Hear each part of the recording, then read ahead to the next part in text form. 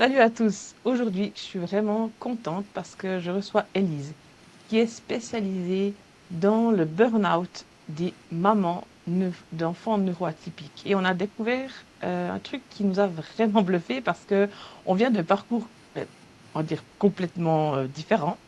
Elle, orthophoniste depuis 10 ans. Moi, j'ai commencé par du magnétisme et de l'holistique et on n'aurait jamais, en fait, dû se croiser. Et pourtant, on est arrivé exactement à la même conclusion. Et je trouve ça super, comment dire, puissant. Et on va vous montrer. Élise, merci d'être là aujourd'hui.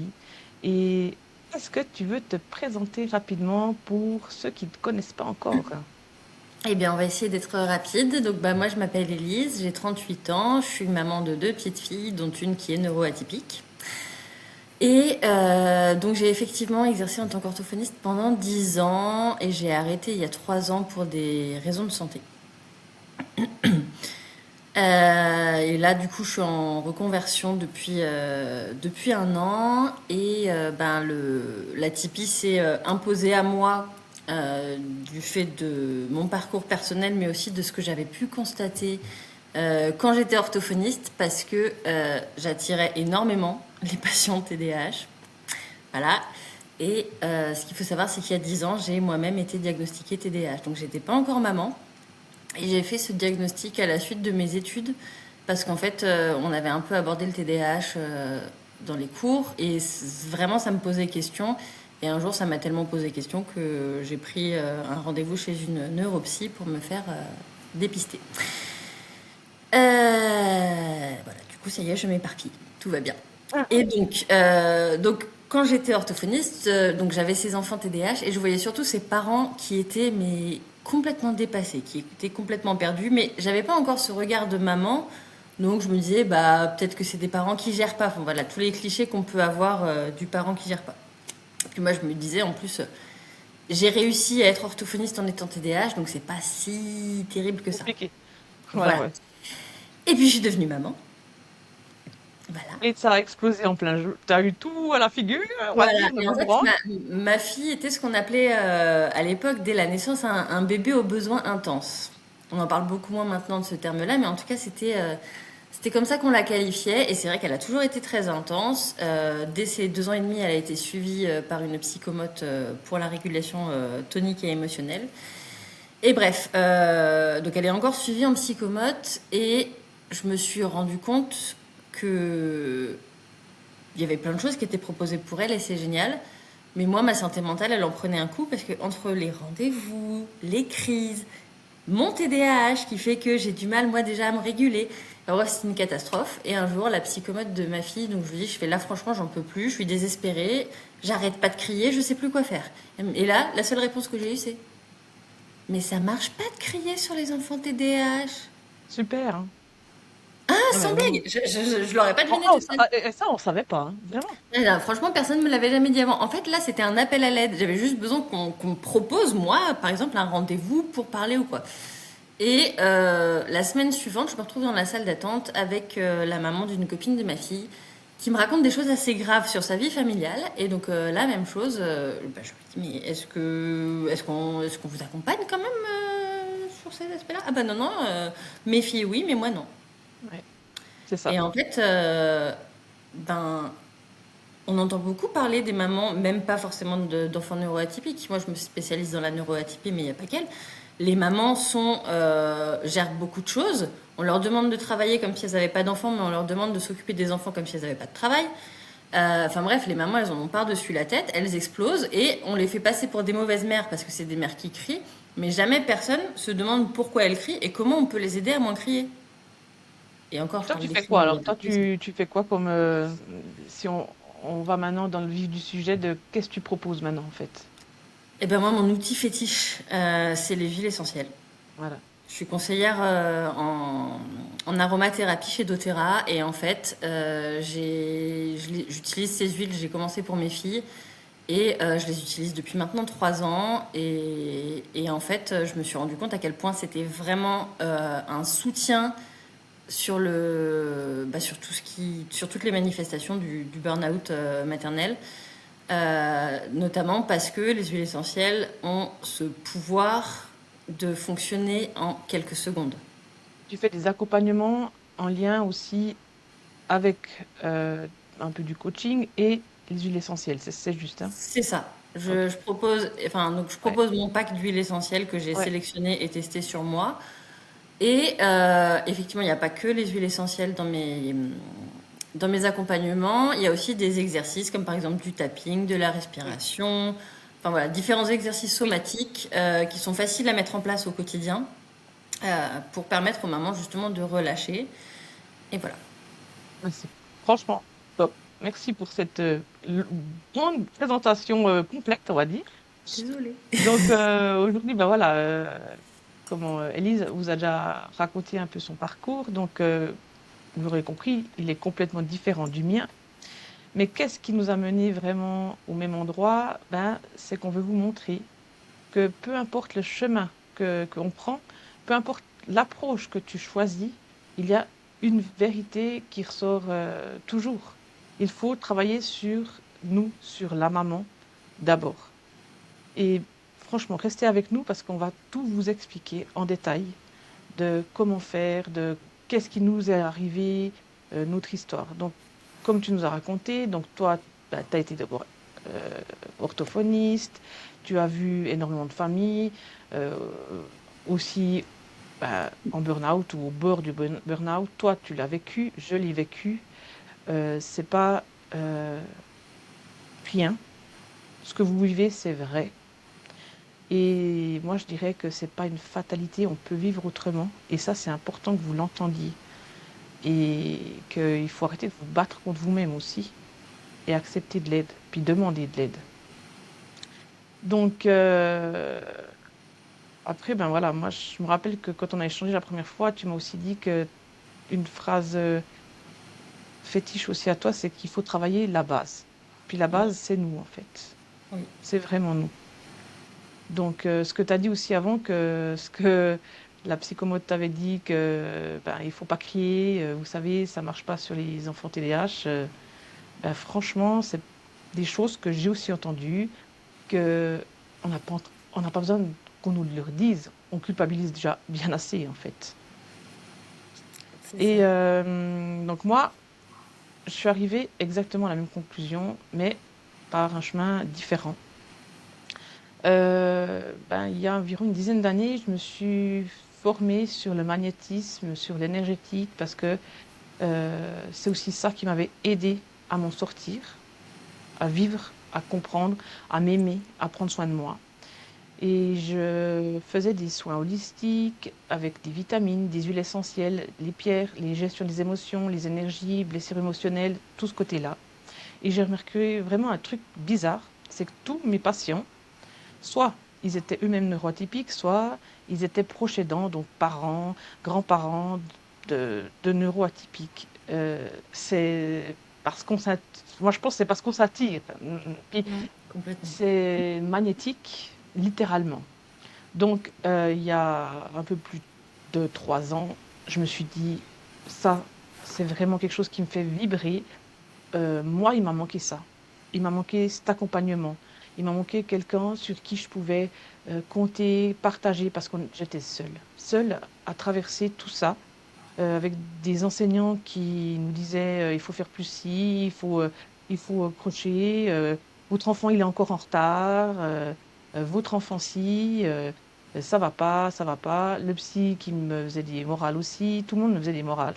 Mais personne, jamais personne m'a dit, s'est arrêté devant moi, puis m'a dit, mais comment vous, ça va?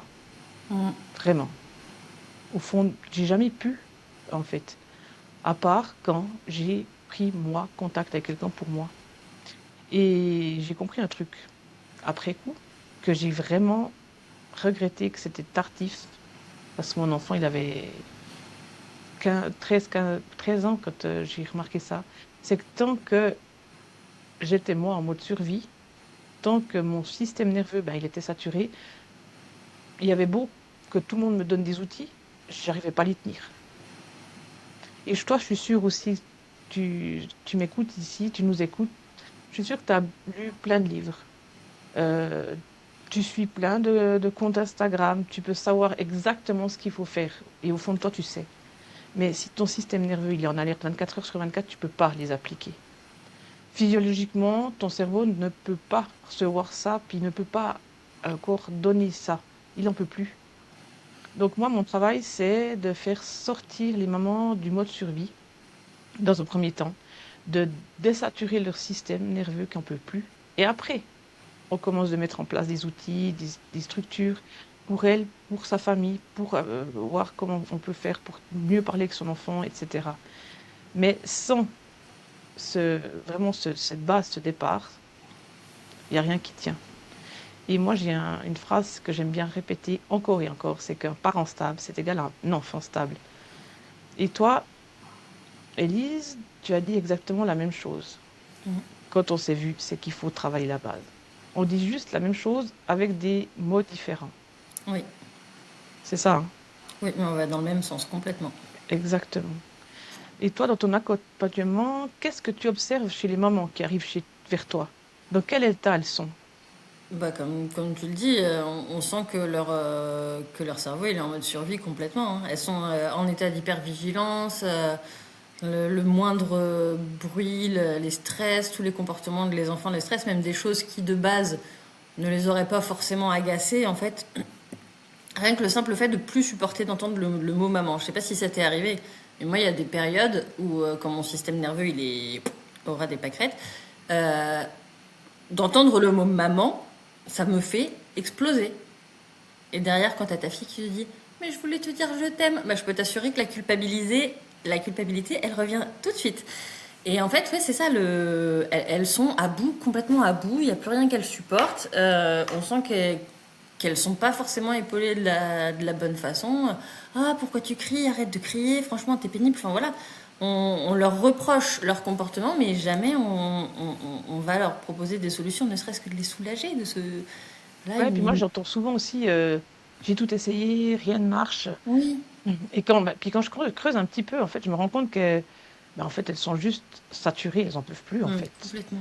Puis ça veut dire quoi? Ça veut dire que tu es en hypervigilance 24 heures sur 24. Justement, le moindre petit bruit, on sursaute, on anticipe la prochaine crise, on marche comme sur des œufs. Le sommeil, il n'est On pas n'en du tout parle pas, réparateur. elles sont On épuisées. n'en parle pas. C'est horrible. Et ce qui est drôle, pas drôle, c'est pas drôle, mais ce qui est hallucinant, c'est le déni dans lequel elles sont des fois. Elles me disent non, non, je dors bien. Ah, c'est clair, quoi, comme tout le monde, hein, je me réveille de temps en temps, la nuit, puis ouais, oui, je dors 6 heures, quoi, mais comme tout le monde. Non, Non, comme mais tout t'es le monde, non. comment au réveil? Non, c'est pas comment, ouais, c'est ça. Mais puis après, si on creuse, elles se rendent compte qu'elles ont jamais l'impression de jamais récupérer, en fait, elles n'arrivent pas. Et le pire, c'est qu'elles pensent que c'est elles le problème. Oh, Elles qui arrivent pas, les autres, elles arrivent. Sur Insta, c'est fantastique, il y a des mamans qui gèrent incroyablement bien. Après, elles se disent aussi, moi, il y en a beaucoup qui me disent, mais je sais que je devrais être plus patiente. Je suis une mauvaise mère. Mais non. ça revient beaucoup. Mais c'est juste ton système nerveux qui n'en peut plus. Et c'est pas une faiblesse, c'est physiologique. Donc, Complètement. c'est. Mais toi aussi, tu vois cette saturation, en fait, cet épuisement. Oui, mais complètement. Enfin, et puis elles sont dans un mood où elles se disent qu'il n'y a rien à faire en fait. Comme elles ont déjà essayé plein de trucs et que ça n'a pas fonctionné, bah il n'y a rien à faire. Elles sont comme ça, effectivement, comme tu dis, ça vient d'elles, c'est elles le problème. Alors il y en a qui vont aller se mettre sous antidépresseurs ou quoi, mais sauf que bah, ça va pas régler la solution, c'est un mettre un pansement sur une jambe de bois. C'est exactement ça, hein. C'est ça. Donc, on est d'accord toutes les deux. Donc, il faut travailler sur le système nerveux de la maman avant tout. Hum, hum. Toi, tu dis il faut travailler la base. Moi, je dis il faut sortir du mode survie, mais c'est exactement la même chose. Oui, Et explique-nous pourquoi, pour toi, c'est vraiment la base. de travailler sur le système nerveux. Sur la base, quoi, sur toi, sur nous, Parce que selon c'est le toi. chef d'orchestre en fait. Tout simplement, le système nerveux, c'est le chef d'orchestre et c'est lui qui commande nos réactions émotionnelles. C'est lui qui a besoin vraiment d'être stable pour qu'on puisse nous être stable Parce que si nous, on est stable, nos enfants vont se calquer sur nous et eux aussi vont s'apaiser. Donc C'est vraiment, exactement le ça. cerveau, c'est le chef d'orchestre. Si on ne prend pas soin de notre cerveau, c'est la cacophonie. C'est ça, c'est exactement ça. Moi, je dis que avec que le système nerveux, quand une maman est en burn-out, ben, son cerveau, il est toujours en alerte. Mm. C'est un mode de survie littéralement. Et le cerveau, qu'est-ce qu'il fait? Ben, quand il est comme ça, il survit. Il n'apprend rien. Il n'arrive pas. Il n'est pas présent. Il n'arrive pas à réguler. Et il est juste en mode warning, danger, danger. Et dans cet état-là, en fait, tu peux pas lui donner tous les outils du monde. Elle Non. peut pas les appliquer. Vraiment. Mais c'est pas parce qu'elle est nulle ou que elle n'a rien essayé, c'est parce que ben elle peut pas, c'est physique quoi. C'est impossible. Mm, Et c'est pour ça que la première étape, c'est vraiment de désaturer ce système nerveux, faire redescendre la pression intérieure, pouvoir agir autrement en fait. c'est ça. Mais c'est pas un truc qui m'alerte aussi, c'est que les mamans, elles veulent changer l'enfant. Et c'est pas l'enfant qu'il faut changer, c'est vraiment le parent qu'il faut d'abord stabiliser en C'est ça. premier. Vraiment. Mais Donc, parce que toi, concrètement, comment tu accompagnes les mamans? Parce que tu as un protocole, il me semble, ben, que tu m'as dit qu'il était bien complet, non? oui, alors, en premier lieu, je propose donc un pack d'huile essentielle. Et si certaines mamans veulent aller plus loin, je leur propose aussi des compléments alimentaires comme des oméga 3 ou des probiotiques parce qu'on connaît le lien entre l'intestin et le cerveau. Donc si on prend soin de la tête, il faut prendre soin du ventre aussi.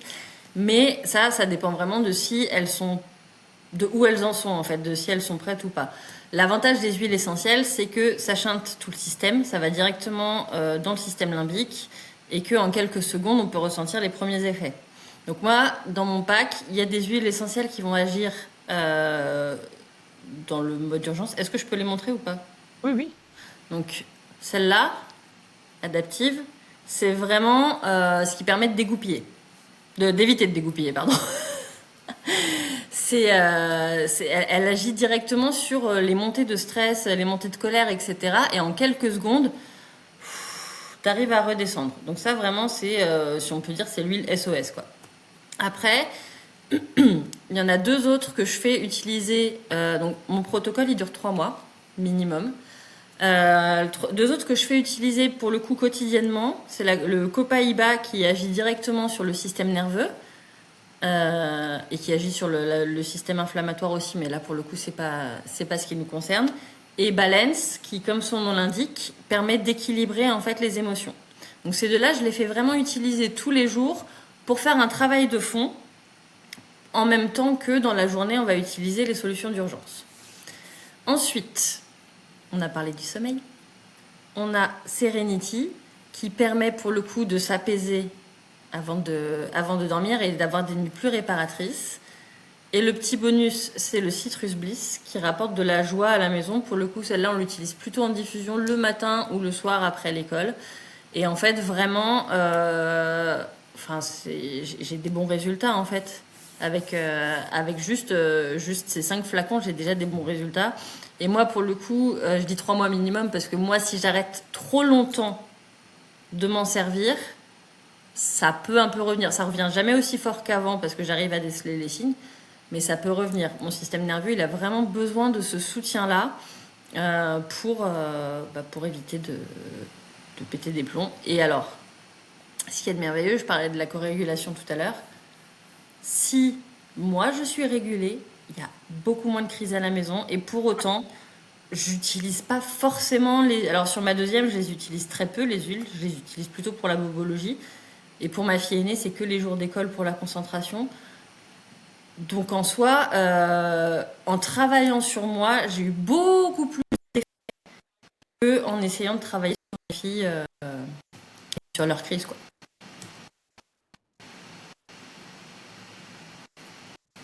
Ouais. Mais dans ton, comment dire, et puis les huiles essentielles, c'est central dans ton approche ou c'est optionnel?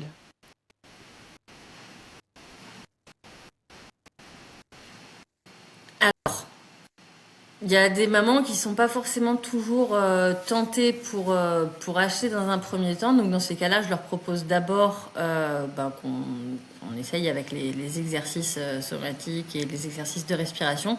Mais au final, c'est pas suffisant. Parce que comme tu le disais tout à l'heure, quand tu es en mode survie, te dire qu'il faut respirer de telle façon tous les jours au même moment, bah, ça peut être une montagne supplémentaire à franchir. Donc au final, moi je recommande vraiment ce protocole en entier parce que les huiles essentielles, elles font que t'as pas besoin de conscientiser ce qui se passe. La voie olfactive, elle va directement dans le système limbique et en 22 secondes, tu commences à avoir les effets. Ouais. D'ailleurs, T'as juste à penser à ouvrir ton puis en fait, flacon. non, ouais, Mais bon, mais puis si parce que t'arrives à le mettre c'est avec ton tes routines expertise, matinales. en fait, c'est ton point fort. Oui, complètement. Et puis ça a bien marché sur toi parce que d'ailleurs, toi, tu as testé d'abord tout ça, tu as mis toi ton protocole en place pour toi. Mm. Et qu'est-ce qui a changé concrètement en fait? Qu'est-ce que tu as vu chez toi? Alors, bah, j'ai arrêté de crier, déjà. Première chose, j'ai arrêté de crier. Deuxième chose, je dors beaucoup mieux. J'ai beaucoup moins de réveils nocturnes, beaucoup moins de ruminations, même dans des périodes où il y a des choses qui me stressent. J'arrive quand même à ne pas être dérangée par ça la nuit. Je gère mieux les crises de mes filles qui sont en plus plus rares. Parce que du coup, au lieu de m'énerver quand je vois mes filles faire une crise, bah, j'arrive à me mettre à leur hauteur, j'arrive à leur parler calmement, à trouver comment désamorcer tout ça. Ça, c'est tellement beau, Et vraiment. comment? C'est vraiment beau d'arriver à faire ça. Ah non mais franchement, de toute façon je le sais les jours où je suis bien régulée ou pas, c'est dans ma gestion même d'un petit bobo, de la manière de laquelle je réagis, je sais s'il faut que je reprenne un peu d'huile essentielle ou pas parce qu'en fait, Tu le bah ressens. voilà, je le ressens dans mes réactions par rapport à mes filles et c'est vrai que du coup bah on a plus de moments de qualité parce que moi j'avais atteint un niveau où en fait bah je passais mon temps à leur dire d'aller dans leur chambre. Je voulais pas forcément passer de temps avec elles les jours où il n'y avait pas d'école. J'avais pas envie qu'on aille se balader. J'avais pas envie de jouer avec elles. Enfin voilà, j'étais vraiment arrivée à ce niveau-là de saturation. Et là, en fait, bah maintenant, on fait des choses, on fait plus de choses ensemble. On fait plus de choses avec plaisir. On reprend même des photos ensemble. C'est tout bête, hein. Mais même ça, j'en avais plus envie, en fait. En Le fait, matin, c'était, le lien, il s'est créé en fait entre toi et tes filles. C'est c'est magnifique. ça. Le lien est revenu et franchement, et d'ailleurs, elles sont beaucoup plus affectueuses aussi depuis que je suis mieux régulée. Donc bon, il n'y a pas de, Et c'est pas il y a pas de secret. grâce aux outils que tu as reçus, mais c'est parce que toi, ben, tu es devenu stable. C'est ça. Parce que quand on Donc dit moi, les enfants sont des éponges, c'est complètement vrai. Faut ouais, juste pas s'en servir pour faire culpabiliser les mamans. Mais oui, c'est complètement vrai. Les enfants ressentent tout, même beaucoup tout, plus fort que nous, je pense. oui. Donc moi, je travaille différemment avec les mamans. Donc je travaille vraiment sur trois piliers pour moi. J'ai aussi testé, que j'ai mis en place pour moi, puis que ça a marché. C'est que le premier, c'est vraiment de comprendre nous, se comprendre, se ressentir, vraiment sortir de ce mode survie en faisant des exercices, de faire redescendre la pression intérieure, de désaturer le système nerveux. Puis le deuxième pilier, ben, c'est là, c'est la solidité émotionnelle, c'est rester calme, rester stable, même quand ça déborde, grâce à des outils aussi qu'on met en place.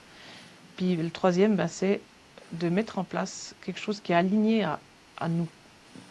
Donc des règles qui sont alignées à nous, pas ce que la société veut ou ce que le livre éducatif nous demande, mais ce que nous, on veut. Ce qui est logique pour nous, en fait. Et je travaille comment? Ben, en fait, je les accompagne pendant 3 mois de façon régulière. On se voit en visio régulièrement, individuellement. J'ai mis aussi en place maintenant des ateliers que je demande à des personnes externes de venir animer une fois par mois afin de donner aussi des informations supplémentaires et puis des ressources que moi j'apprends aussi encore. Et entre chaque séance, on s'écrit par WhatsApp quotidiennement, on reste en lien. Elles peuvent me parler quand ça va pas, quand ça va bien, quand elles veulent me partager quelque chose. Et il y a aussi une plateforme privée avec des outils qu'on met en place ensemble vraiment que ça soit, qu'elles se sentent en fait que c'est elles qui créent leur propre accompagnement et ce dont elles ont besoin en fait. Donc c'est clair, je leur parle aussi des vitamines, je leur parle aussi des huiles essentielles, des choses que moi j'ai aussi utilisées aussi. Euh, Si elles veulent, elles veulent.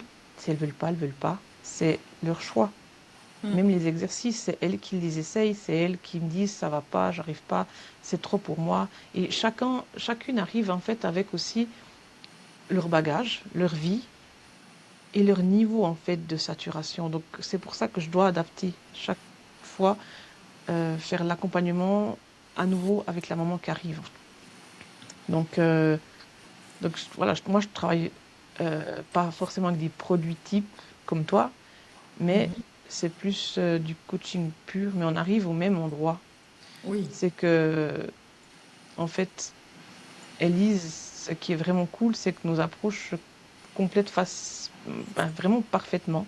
oui, Toi, tu es plus ce côté naturel, avec des produits, doTERRA, des exercices, et moi, c'est plus du coaching vraiment intensif. Mais le message, il est exactement le même. Il faut travailler sur le parent d'abord, sur son système nerveux, sur la base. Et après, c'est juste une question de ce qui te parle, de ce qui nous parle, ce qu'on a envie. Certaines mamans vont avoir besoin de l'approche plus naturelle, plus douce, et d'autres vont avoir besoin du coaching intensif, d'être vraiment coachées à fond. Et les deux peuvent même se combiner. Mais l'essentiel, c'est de travailler vraiment sur nous, sur la oui, base, tout à sur fait. soi. Sans ça, rien ne tient. Vraiment. Et si tu devrais te dire une chose aux mamans qui nous regardent en ce moment, ce serait quoi? Qu'est-ce que Prenez tu as soin envie de de leur vous. dire, Élise? Franchement, j'ai envie de leur dire, prenez soin de vous, c'est vraiment la base en fait. C'est pour être une bonne maman, la seule chose que vous avez à faire, c'est d'être douce avec vous. Et après, le reste, ça découlera. Mais se sacrifier pour ses enfants, c'est pas la solution. Exactement. Ouais, c'est exactement ça. Puis moi, ce que j'ai envie d'ajouter, c'est que arrêtez de penser que vous êtes une mauvaise mère. Vous êtes Oui. juste une maman épuisée. En, ras-le-bol, vous en pouvez plus. Et c'est pas de votre faute. Euh, comme dit Élise, si on ne travaille pas la base, rien ne tient. Donc, alors arrêtez de vous battre contre vous-même. Arrêtez de vraiment subir. Arrêtez de penser que vous êtes nul. Et vous méritez de l'aide. Que ce soit avec Élise, que ce soit avec moi, que ce soit avec quelqu'un d'autre. Mais faites-vous accompagner. Restez plus seul. Parce que Mm. vous méritez vraiment, vraiment de prendre soin de vous. Et ce qui est puissant, Élise, c'est qu'on est plusieurs à porter ce message. Toi avec ton parcours, moi avec le mien. On vient vraiment de chemins complètement différents, mais on dit la même chose. Ça prouve que la vérité, c'est vraiment ça, pour moi. Qu'est-ce que t'en penses? Complètement d'accord avec toi. Ça devrait être que le discours de tout le monde, sauf que c'est pas encore le cas, mais j'ai bon espoir qu'on arrive à véhiculer notre message.